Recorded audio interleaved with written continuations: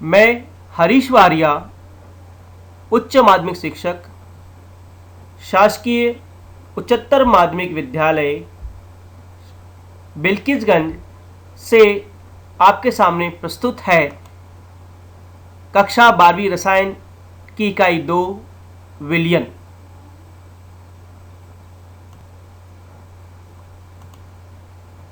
आप इस व्याख्यान में निम्न अधिगमन को प्राप्त करेंगे। वाष्प दाब क्या है, इसकी अवधारणा को समझ सकेंगे। राउल्ट का नियम और उसकी व्याख्या कर सकेंगे। आदर्श विलयन क्या होते हैं, अनादर्श विलयन क्या होते हैं, इनकी अवधारणा को समझ सकेंगे। अनादर्श विलयन के प्रकारों को जान सकेंगे। देखते हैं कि जब द्रव क्या है, द्रव की एक नैसर्गिक प्रकृति होती है कि वह वाष्पित हो। जैसे चित्र में देख रहे हैं कि द्रव के पृष्ठ के ऊपर उपस्थित कण न्यूनतम ऊर्जा ग्रहण करके वाष्पित होता है। चित्र 2 में देख रहे हैं, इसमें वाष्पन के साथ साथ जब वाष्प द्रव के कण वाष्पित में परिवर्तित होकर ठंडे होते हैं तो पुनः वो द्रव में परिवर्तित हो जाते हैं। इस घटना को आपने पूर्व कक्षा में पढ़ा है, जिसे हम संघनन कहते हैं, कंडेंसेशन। और ये प्रक्रिया चित्र 3 के अनुसार लगातार चल रही है। कुछ अणु लगातार वाष्पित होते हैं, कुछ अणु लगातार संघनित होते रहते हैं, और ये घटना बराबर बराबर चलती रहती है। लेकिन एक स्थिति ऐसी आती है जब साम्य अवस्था हो, अर्थात पृष्ठ के ऊपर उपस्थित द्रव के कणों की संख्या और वाष्पों के कणों की संख्या बराबर बराबर होगी। उस स्थिति को हम साम्य अवस्था कहते हैं। एक निश्चित ताप पर साम्य अवस्था पर द्रव के पृष्ठ पर उसके वाष्प द्वारा आरोपित दाब वाष्प दाब कहलाता है। यह हुई वाष्प दाब की परिभाषा। देखते हैं कि वाष्प दाब और राउल्ट का नियम क्या है।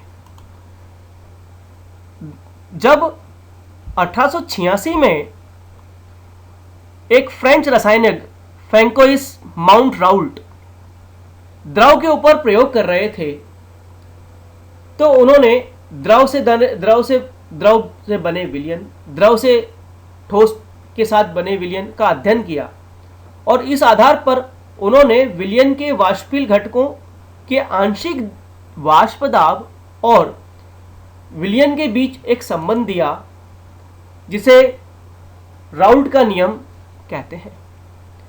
निश्चित ताप पर किसी विलयन के प्रत्येक अवयव का आंशिक वाष्प दाब उसके मोल प्रभाज अर्थात अंश के समानुपाती होता है। यह राउल्ट का नियम है। देखें इसका गणितीय व्यंजक।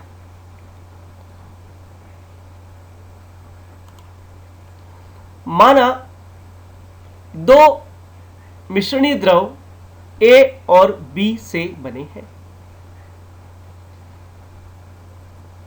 जिसमें 2 घटक हैं। यदि एक द्रव A घटक का मोल प्रभाज XA हो और उसी प्रकार घटक B का मोल प्रभाज XB हो,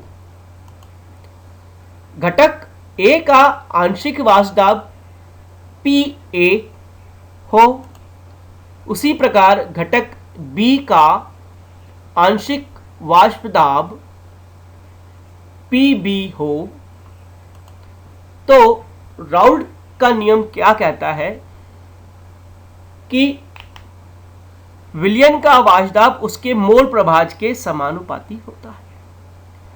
तो PA समानुपाती XA घटक A का वाष्पदाब है P, जो कि उसके मोल प्रभाज के समानुपाती है। उसी प्रकार तब नियम के अनुसार PA बराबर P0A XA होगा। इसको हम आगे चर्चा करेंगे। इसी प्रकार घटक B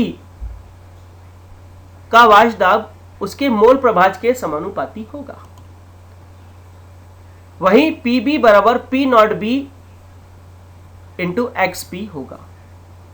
यह है आपका द्रव से द्रव वाले मिश्रणों का राउल्ट का नियम का व्यंजक, जहां P0A P0B जैसे मैंने पूर्व में बताया घटक A और B का शुद्ध अवस्था में वाष्पदाब है।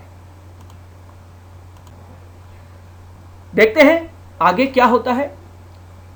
डाल्टन के नियम के अनुसार आंशिक दाब अगर पात्र में दो घटक मिलाए गए हैं तो उसका आंशिक दाब का योग कुल दाब होगा, अर्थात कुल वाष्पदाब PA प्लस PB होगा यदि द्रव में दो घटक हैं। तो जैसे पूर्व में हमने गणितीय व्यंजक देखा, PB बराबर P0A XA plus P0B XB के बराबर होगा। इसी प्रकार जब हम यह वक्र देखते हैं तो हम ये पाते हैं कि सबसे नीचे देखें, वाष्पदाब और मोल प्रभाज के बीच यदि हम ग्राफ खींचते हैं तो ये देखते हैं कि P और XA तथा XB के बीच एक सरल रेखा प्राप्त होती है।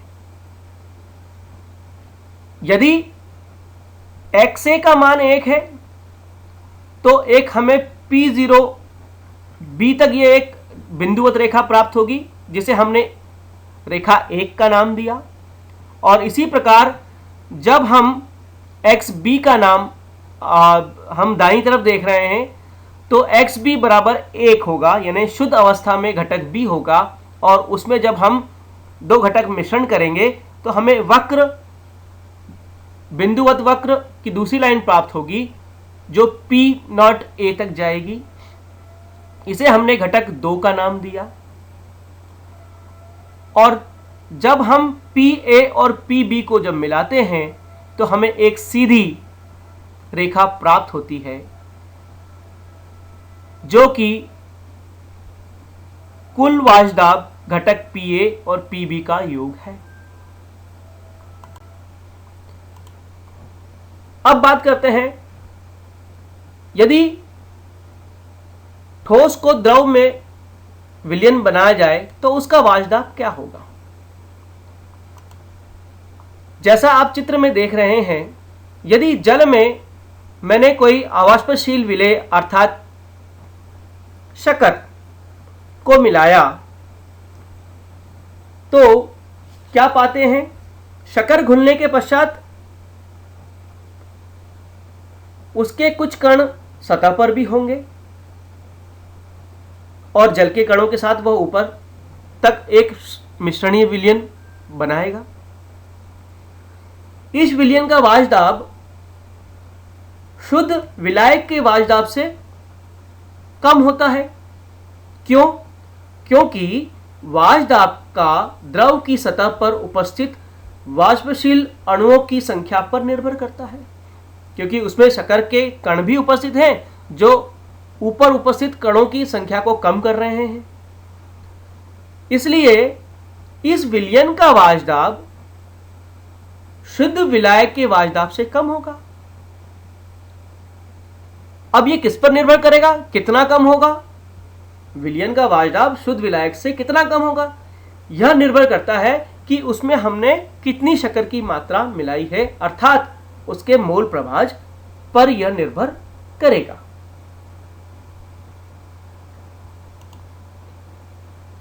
तब अवाष्पशील विलय के लिए राउल्ट का नियम क्या कहता है? अवाष्पशील विलय के लिए राउल्ट का नियम इस प्रकार व्यक्त किया जाता है। अवाष्पशील युक्त विलयन का वाष्प दाब विलायक के मोल प्रभाज के समानुपाती होता है। अब आइए इसकी गणितीय व्यंजक की व्याख्या करें। यदि विलयन में हमने दो घटक लिए हैं, एक घटक एक वाष्पशील विलायक है और बी घटक अवाष्पशील विलय से मिलकर बना है, तब विलयन का कुल वाष्प दाब किसके बराबर होगा? विलायक के वाष्प दाब किसके समानुपाती होगा? उसके विलायक के मोल प्रभाज के समानुपाती होगा। क्यों? क्योंकि जो विलयन का वाष्प दाब है वो विलायक के कणों के कारण ही है, और विलायक के कण कितने उपस्थित है? विलायक के मोल प्रभाज के समानुपाती होगा।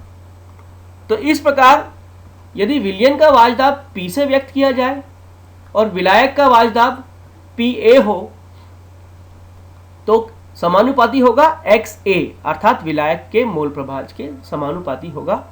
इसको हम समीकरण 1 कहें। इसी प्रकार जब PA बराबर KXA, क्यों? क्योंकि P जो कुल दाब है PA के बराबर है, K एक समानुपाती स्थिरांक है। यदि इस समीकरण 1 को हम शुद्ध विलायक के लिए लागू करें तो PA जो कि पूर्ण शुद्ध विलायक है P0A के रूप में व्यक्त किया जा सकता है, अर्थात उसका वाष्प दाब P0A होगा। तो इस प्रकार से समीकरण 1 का स्वरूप क्या हो जाएगा? P0A is equal to K into 1। क्यों? क्योंकि XA का मान 1 हो गया, अर्थात P0A इक्वल टू K।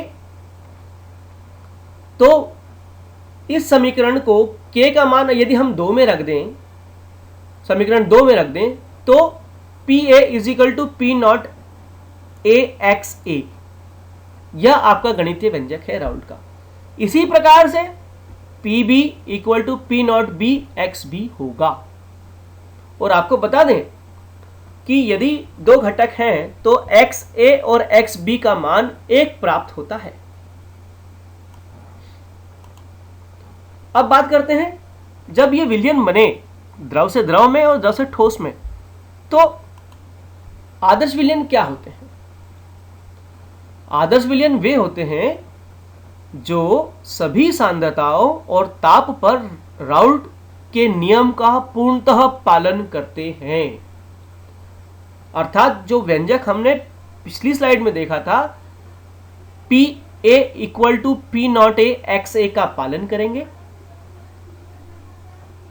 जब हम इसके शुद्ध अवयव को मिलाते हैं मिश्रित करने पर, बना हुआ मिश्रित विलयन की एंथैल्पी परिवर्तन जिसे डेल्टा H मिश्रण से व्यक्त करते हैं तथा आयतन परिवर्तन डेल्टा V मिश्रण से व्यक्त करते हैं, शून्य होती है। यानी यदि दो घटक विलयन को मिलाया जाए तो उनमें ऊष्मा और का न तो अवशोषण होगा और न ही उत्सर्जन होगा। इसी प्रकार आयतन परिवर्तन शून्य है।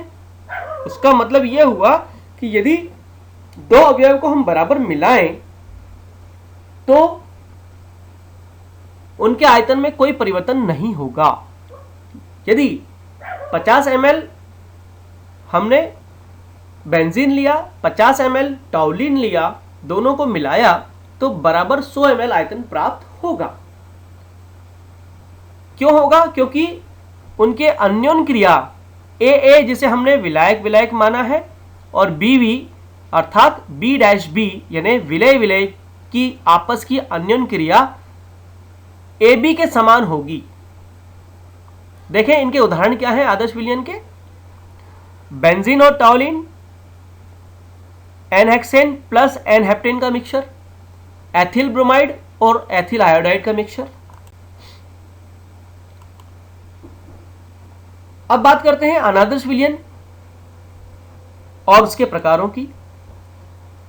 आदर्श विलयन के ठीक विपरीत ये होते हैं ऐसे विलयन जो सभी सांद्रताओं और ताप पर राउल्ट के नियम का पूर्णतः पालन नहीं करते। मतलब जो समीकरण है राउल्ट की, Pa is not equal to P naught A X A, इसी प्रकार से Pb is not equal to P naught B X B. साथ ही यदि हम उनके शुद्ध घटकों को मिलाएं, यदि मिलाते हैं तो उनकी पूर्ण ऊष्मा, जिसे हम एंथैल्पी कहते हैं, डेल्टा एच मिश्रण तथा आयतन का परिवर्तन शून्य नहीं होता। अब शून्य नहीं होता मतलब क्या? या तो वो बढ़ेगा या फिर घटेगा। डेल्टा एच मिश्रण is not equal to zero. उसी प्रकार डेल्टा वी, जिसे हम आयतन परिवर्तन कहते हैं, is not equal to zero. अर्थात जब मिश्रण बनेगा द्रव का तो ऊष्मा का अवशोषण होगा या उत्सर्जन होगा, तथा आयतन को अवयवी मिलाने पर उसका योग बराबर नहीं होगा। या तो आयतन कुछ बढ़ जाएगा या कुछ घट जाएगा। ऐसा क्यों है? क्योंकि इनकी अन्योन्य क्रिया जो विलयन के मिले थे, ए और बी विलय और विलायक और विलय मिले थे, तो ए यानी विलायक विलायक की अन्योन्य क्रिया, बी विलय विलय की अन्योन्य क्रिया जब मिलेगी तो वो समान नहीं होगी। या तो उसमें प्रबलता का गुण पाया जाएगा आपस में अणुओं के मध्य, या दुर्बलता का गुण पाया जाएगा। इसी आधार पर हम अनादर्श विलयन को दो भागों में, दो प्रकार के होते हैं, धनात्मक विचलन वाले अनादर्श विलयन और ऋणात्मक विचलन वाले अनादर्श विलयन। आइए इनके आगे चर्चा करते हैं। क्या होते हैं धनात्मक विचलन वाले अनादर्श विलयन? अब धनात्मक विचलन मतलब वे विलयन जो राउल्ट के नियम द्वारा प्रगुणित किए गए वाष्प दाब से अधिक होता है। यानी विलयन का वाष्प दाब राउल्ट के मान से अधिक होगा, और जब अधिक होगा तो इनके मध्य एंथैल्पी परिवर्तन भी धनात्मक होगा। धनात्मक का मतलब कब? जब विलयन के बनने पर ऊष्मा का अवशोषण हो, अर्थात ऊष्मा शोषी अभिक्रियाएं होती हैं। इसी प्रकार उनका आयतन परिवर्तन, मिश्रण का आयतन परिवर्तन धनात्मक होगा। यानी यदि दो विलयन मिलाए हैं तो उसमें ऊष्मा का अवशोषण होता है, साथ ही साथ आयतन का योग बढ़ जाता है। सपोज करें कि यदि हमने एसीटोन और कार्बन डाइसल्फाइड को लिया, तो एसीटोन और कार्बन डाइसल्फाइड की अगर 50-50 ml मात्रा ली है तो होना चाहिए 100 ml, लेकिन वास्तव में ये 100 से कम या 100 से अधिक होगा। इसका आयतन में थोड़ी सी वृद्धि होगी। उसका कारण हम आगे बताते हैं। ऐसा क्यों होता है? प्रश्न है कि अनादर्श धनात्मक विचलन वाले विलयन का मान वाष्प दाब के राउल्ट के मान से अधिक क्यों होता है? क्यों ऐसा इसलिए होता है क्योंकि उनके मध्य घटक ए और बी जब विलयन बनता है तो जो ए बी की अन्योन्य क्रिया है, ए अर्थात विलायक विलायक, बी अर्थात विलय विलय के अंतराकर्षण बल के मान से कम होता है। तो विलय और विलायक के निष्कासन की प्रवृत्ति का मान घटकों की शुद्ध अवस्था की तुलना में ज्यादा हो जाता है, और अतः प्रत्येक घटक के आंशिक दाब का मान राउल्ट के नियम से प्राप्त होने वाले आंशिक दाब की तुलना में उच्च होता है। इसीलिए इनका वाष्प दाब अधिक हो जाता है। यही कारण है। उदाहरण के लिए देखें acetone carbon disulphide, acetone ethanol, जल मैथिल अल्कोहल या मेथनॉल, जल एथिल अल्कोहल या एथेनॉल, एसीटोन प्लस बेंजीन। ये सब धनात्मक विचलन वाले विलयनों का उदाहरण है। अब इस ग्राफ की बात करें, इस ग्राफ में हम जब देखते हैं तो हमें ग्राफ ऊपर प्राप्त होता है। अब बात करते हैं ऋणात्मक विचलन वाले अनादर्श विलयन की। ठीक विपरीत है धनात्मक के वे विलयन जो राउल्ट के नियम द्वारा प्रवृत्त किए गए वाष्प दाब से उनका मान कम प्राप्त होता है, अर्थात Pa इज लेसर देन, कम है, P not A x A। इसी प्रकार जब हम उन विलयन के घटक A और B को जब मिलाते हैं तो उनमें होने वाली पूर्ण ऊष्मा का परिवर्तन, जिसे हम एंथैल्पी परिवर्तन कहते हैं, डेल्टा H मिश्रण का मान ऋणात्मक प्राप्त होता है। इसका अर्थ यह हुआ कि जब दो मिश्रण को मिलाकर विलयन बनाएंगे तो दो द्रवों से ऊष्मा उत्सर्जित होगी, मिलने पर यह ऊष्मा छेपी अभिक्रिया होगी। आयतन परिवर्तन की बात करें, आयतन परिवर्तन भी ऋणात्मक होता है, अर्थात जब दो द्रवों को मिलाएंगे तो उसका आयतन कुछ कम हो जाएगा। ऊष्मा का उत्सर्जन होता है तथा आयतन, दोनों अवयवों के मिलने पर आयतन का योग कम प्राप्त होता है। ऐसा क्यों होता है कि ऋणात्मक विचलन वाले विलयनों का राउल्ट के नियम से जो वाष्प दाब है वो कम आएगा? क्यों? क्योंकि इनमें अन्योन क्रिया ए बी की, यानी विलय और विलायक की जो अन्योन क्रिया है, उनके अंतराण्विक आकर्षण बल का मान ए ए अर्थात विलाय विलायक, बी बी विलय विलय के मध्य लगने वाले अंतराण्विक आकर्षण बल से प्रबल होता है, ज्यादा होता है, और इसलिए ये ए बी के अणुओं के निष्कासित होने की शुद्ध अवस्था की तुलना में कम हो जाता है, और कम होने की वजह से ही इनका मान हमें कम प्राप्त होता है। उदाहरण के लिए देखें, क्लोरोफॉर्म बेंजीन, क्लोरोफॉर्म और डायएथिल ईथर के मिश्रण से ऋणात्मक विचलन वाला विलयन प्राप्त होता है। और उदाहरण है एसीटोन प्लस क्लोरोफॉर्म, जल और हाइड्रोक्लोरिक एसिड, जल और नाइट्रिक एसिड। जब हम ऋणात्मक विचलन वाले विलयन को देखते हैं तो उसका ग्राफ हमें इस प्रकार से प्राप्त होता है। वाष्प दाब और मोल प्रभाज के बीच में जब हम ग्राफ खींचते हैं, यदि हम बात करें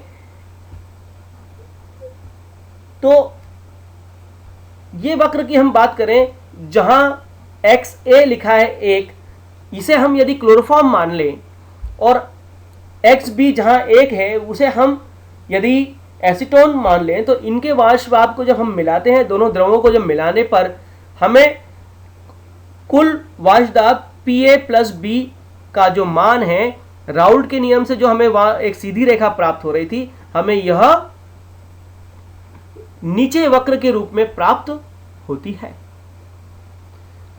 तो इससे यह पता चलता है कि जैसे जैसे हम मोल प्रभाज का मान बढ़ाते जाते हैं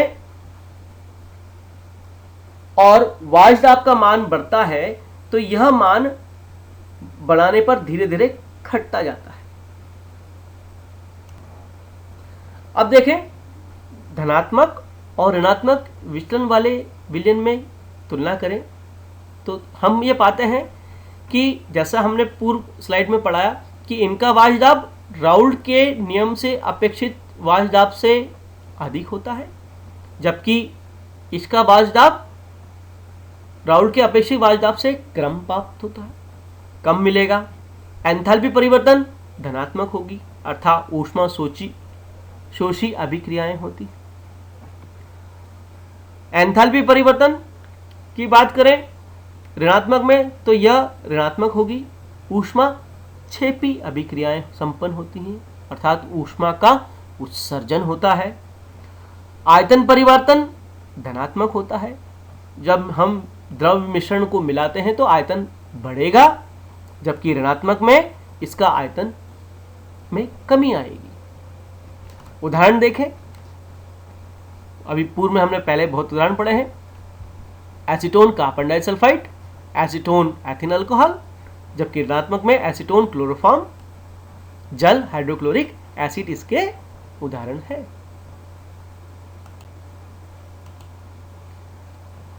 अब जो हमने पढ़ा है उसकी पुनरावृत्ति प्रश्नों की चर्चा करें। इन प्रश्नों को आपको तैयार करने हैं। राउल्ट के नियम व्यंजक सहित उसकी व्याख्या करें। अनादर्श विलयन व आदर्श विलयन में कोई 5 अंतर लिखिए। धनात्मक विचलन वाले अनादर्श विलयन व ऋणात्मक विचलन वाले अनादर्श विलयन में 5 अंतर लिखिए। धनात्मक विचलन वाले अनादर्श विलयन का वाष्प दाब राउल्ट के नियम से अपेक्षित मान से अधिक क्यों होता है, समझाइए। आदर्श विलयन व अनादर्श विलयन के दो उदाहरण दीजिए। बच्चों, इस इकाई में आपको 4 अंक का बड़ा प्रश्न प्राप्त होगा और 1-2 अंक का छोटा प्रश्न प्राप्त होगा। तो उम्मीद है यहां से हम बड़े बड़े प्रश्नों की ही चर्चा कर रहे हैं। तो ये बड़े बड़े 4 अंकों वाले प्रश्न हैं, आप इन्हें लिखकर तैयार करें। धन्यवाद। अब अगले पार्ट में हम अणुसंख्यक गुण पढ़ेंगे और उनके उदाहरण पढ़ेंगे। काफी सारा डेरिवेशन इसमें है। उम्मीद है आपको यह अच्छे से समझ में आया होगा। धन्यवाद। हरीश वारिया, उच्च माध्यमिक शिक्षक, उमावी, बिल्किसगंज, जिला सीहोर।